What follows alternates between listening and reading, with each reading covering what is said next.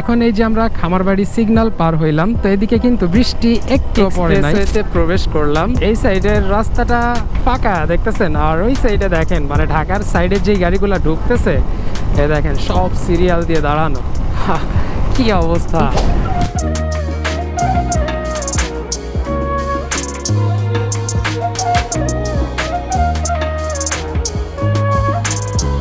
অনেক সময় যাবত অনেক ধৈর্য নিয়ে বাইক চালাইতেছিলাম, বাট এখন আর কোলাইতেছে না, কারণ এইভাবে 50-60 এক্সপ্রেস ওয়েতে বাইক চালাইলে বেশি টেনশন থাকতেছে পেছনের গাড়ি নিয়ে। এইভাবে মাঝে মধ্যে দু একটা বাস আসতেছে এবং প্রাইভেট কার ওটি দিতেছে, ভাই মানে বাইক পুরো কাঁপায় ফেলাইতেছে।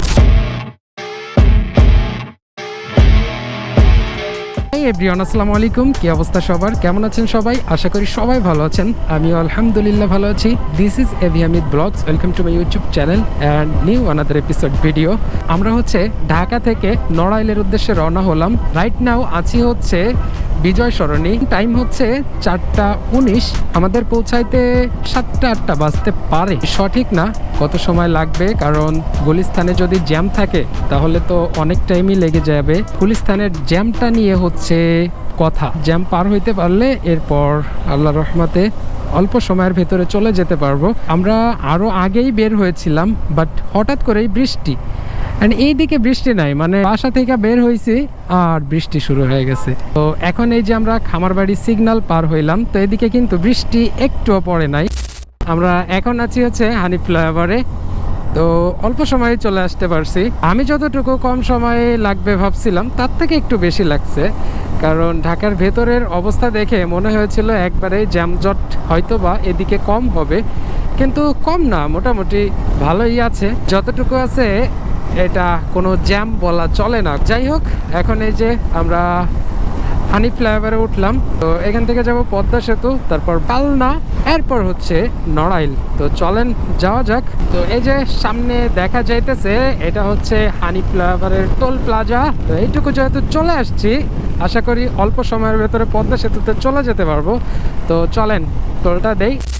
সো গাইজ, আমরা হানিফ ফ্লাইওভার টোলটা দিয়ে এই যে এক্সপ্রেসওয়েতে প্রবেশ করলাম। এই সাইডের রাস্তাটা ফাঁকা দেখতেছেন, আর ওই সাইডে দেখেন মানে ঢাকার সাইডে যে গাড়িগুলা ঢুকতেছে এ দেখেন সব সিরিয়াল দিয়ে দাঁড়ানো। কি অবস্থা! হায়,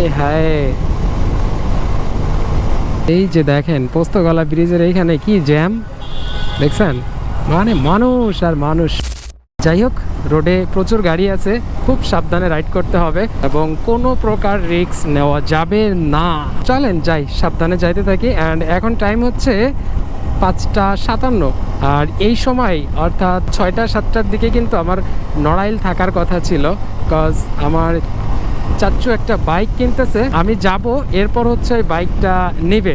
আমি এখনো পর্যন্ত ঢাকায় পার হইতে পারি নাই, এখনো ঢাকার ভেতরে আছি বলা চলে। গাইজ, গত ঈদে কিন্তু আমি একটা মামলা খাইছিলাম এই পদ্মা সেতু রোডে, মানে টানাটানি করতে করতে একবারে যাই মামলা খেয়ে গেছিলাম। আই বাটনে দিয়ে দিব, যদি কারোর দেখতে মন চাই দেখে আসতে পারেন। চলেন যাই, একবারে আপনাদের সাথে পদ্মা সেতুতে গিয়ে কথা বলতেছি। তো এই হচ্ছে পদ্মা সেতু টোল প্লাজা। আমরা টোল প্লাজায় চলে আসছি, অ্যান্ড এই যে বাইকের জন্য এই সাইড দিয়ে লেন করে দেওয়া হয়েছে। ও, অনেক বাইক আছে। A few moments later. Toll দেওয়া শেষ, এখন এই যে আমরা পদ্মা সেতুতে উঠবো।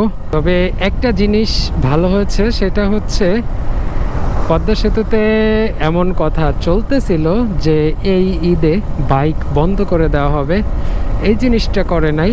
এটা খুব ভালো হয়েছে বাইকারদের জন্য।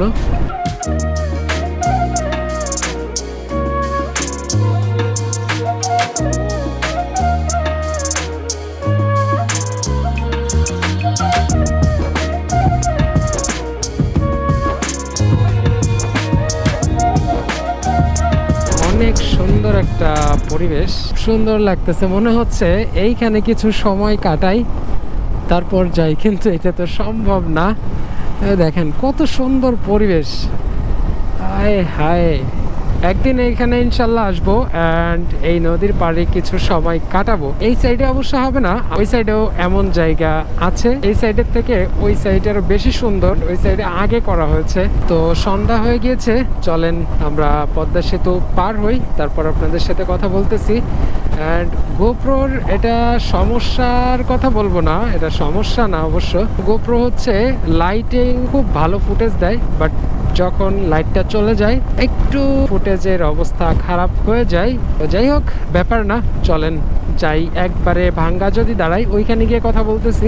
অনেক সময় যাবত অনেক ধৈর্য নিয়ে বাইক চালাইতেছিলাম, বাট এখন আর কোলাইতেছে না, কারণ এভাবে 50-60 এক্সপ্রেস ওয়েতে বাইক চালাইলে বেশি টেনশন থাকতেছে পেছনের গাড়ি নিয়ে। কারণ বাস যেইভাবে মাঝে মধ্যে দু একটা বাস আসতেছে এবং প্রাইভেট কার ওটি দিতেছে, ভাই মানে বাইক পুরো কাঁপায় ফেলাইতেছে। এরও ভয় লাগতেছে যে এত স্লো স্পিডে যদি যাই, দেখা গেল আমাকে একটু হালকা করে চুম্মা দিয়ে গেল। আমরা হচ্ছে পুলিয়া পার হলাম, আর এই যে সামনেই হচ্ছে মালিগ্রাম। তো ভাঙ্গা গিয়ে একটা ব্রেক দিতে হবে। এই যে মাঝে মধ্যে স্পিডে চালাইতেছি, খুব ভয়ও লাগতেছে, কারণ আসার সময় ওই সাইডে দেখি ওই সাইড থেকে যেই বাইকগুলা এবং গাড়িগুলা যাইতেছে, ওই গাড়িগুলা দেখলাম যে স্পিড গান দিয়ে ধরতেছে। তো এই সাইডে আমি এখনো পর্যন্ত পাই নাই। এই যে মালিগ্রাম পর্যন্ত আমরা আসছি, এখন পর্যন্ত আমি এই সাইডে দেখি নাই। না দেখলেই ভালো, কারণ আমি খুব ভয়ে আছি যদি চুনা খায়া যায় 3000 টাকা। খুব হিসাব করে চালাইতেছি, অনেক দূর থেকে ফলো করতেছি যে কোনো গাড়ি ঠেকানো আছে কিনা বা পুলিশ আসে কিনা। আমরা এখন আছি এই যে ভাটিয়াপাড়া উড়াল সেতু, অ্যান্ড সামনেই হচ্ছে ভাটিয়াপাড়া মোড়। এখান থেকে আমরা এখন খাওয়া দাওয়া করব, দেন হচ্ছে আমরা আবার আমাদের রাইডটা স্টার্ট করব। 2000 years later. তো আমরা খাওয়া দাওয়া শেষ করে এই যে আবার রওনা হইতেছি। এখন ভাটিয়াপাড়া থেকে রওনা দিব, সামনে কালনা সেতু পার হব, তারপরে হচ্ছে নড়াইল।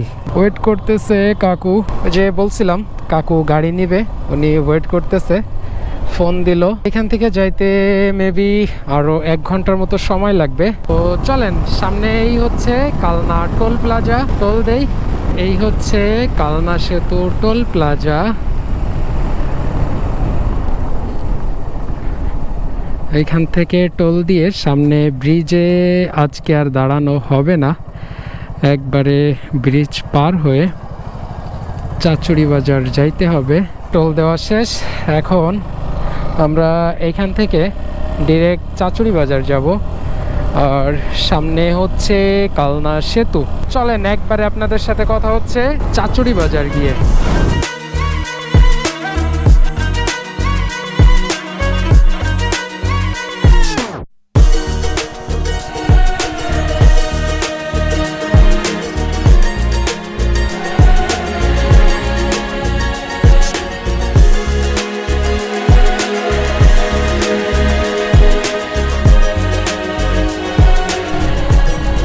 সো গাইস, আমরা চলে আসছি চাচুরি বাজার। এখন টাইম হচ্ছে 8টা 6, অর্থাৎ আমাদের টাইম লাগছে 4 ঘন্টা 20 মিনিটের মতো। 2000 years later.